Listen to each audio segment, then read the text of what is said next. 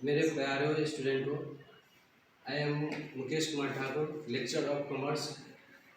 आज के वीडियो में मैं हिंदी भाषा के विद्यार्थियों के लिए विषय जो वाणिज्य है यानी स्टूडेंट कॉमर्स करते हैं उसके क्या रूपरेखा है, उसकी उपयोगिता क्या है, उससे लाभ क्या है, उसकी पद स्थान क्या है, इसके बारे में विशेष जानकारी देने जा रहा हूँ।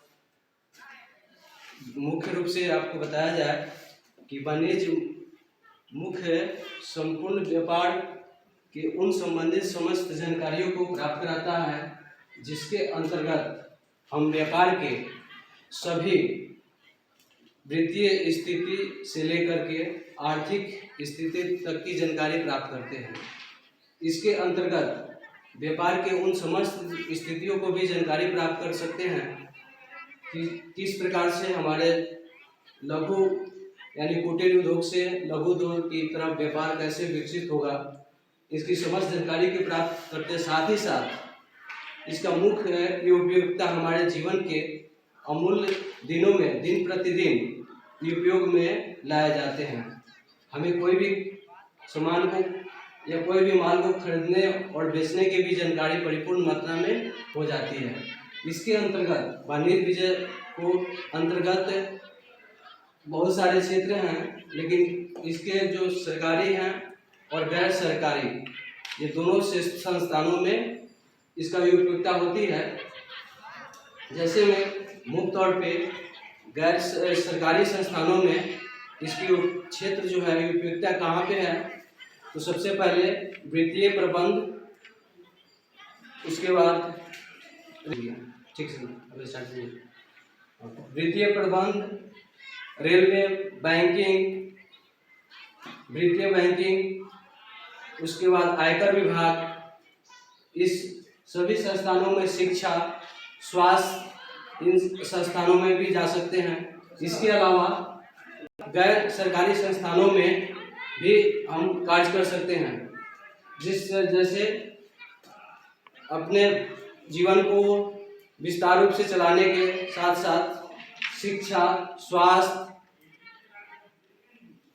उसके बाद जन समुदाय, वित्तीय प्रबंध, उद्योग, व्यापार, इन सभी कार्यों में भी वाणिज्य का यानी कॉमर्स का उपयोग होता है।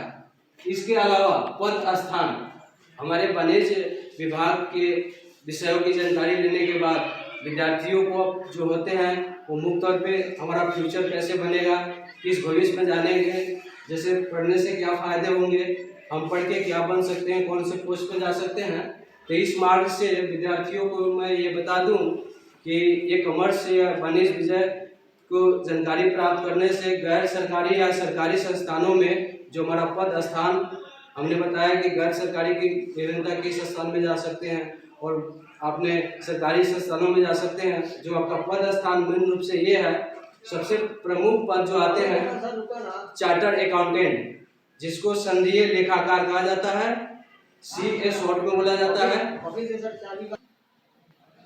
CA चार्टर्ड अकाउंटेंट, जिसको संघीय लेखाकार कहा जाता है। ऑडिटर यानी अंकेक्षक कहा जाता है दूसरे नंबर पे।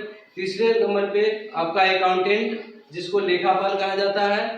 चौथे नंबर पे सेल्समैन, यानी आप विक्रेता के रूप में भी जा सकते हैं। उसके बाद आप जो है अपने लाइफ को सेल्समैन, उसके बाद में विक्रेता के रूप में भी जा सकते हैं। इसके अलावा जो है बहुत सारे पद हैं, जैसे राज्य स्तरीय के भी कर्मचारी के रूप में, ऑडिट फाइनेंशियल एडवाइजर जो होते हैं, वित्तीय प्रबंधक के रूप में भी आप कार्य कर सकते हैं। इसी के साथ आज का वीडियो समाप्त होता है और नेक्स्ट वीडियो में मैं CBSE विद्यार्थियों के लिए, इंग्लिश मीडियम विद्यार्थियों के लिए इसकी उपयोगिता क्या है, इसका लाभ क्या है, इससे क्या बारे में जानकारी होती है, इसको देने जाऊंगा, कोशिश करूंगा। नेक्स्ट वीडियो में आपको CBSE के लिए मिलेगा। तो इस वीडियो देखने के लिए धन्यवाद।